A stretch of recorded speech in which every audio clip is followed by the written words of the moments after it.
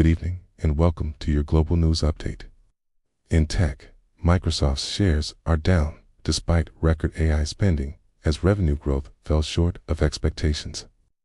Meanwhile, NVIDIA faces scrutiny for its ties to a Chinese AI firm with military links. Just as China approves major tech companies to import NVIDIA's powerful H200 chips. In politics, U.S. lawmakers are questioning Ford's battery venture with China's cattle. On the business front, while some companies like Amazon are cutting jobs, Samsung has hit a record profit thanks to the AI chip boom, boosting semiconductor stocks across the board.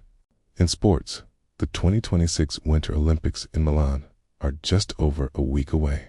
And in entertainment, major Hollywood consolidation talks continue to reshape the industry. For Unpack English, I'm your anchor. Thanks for tuning in.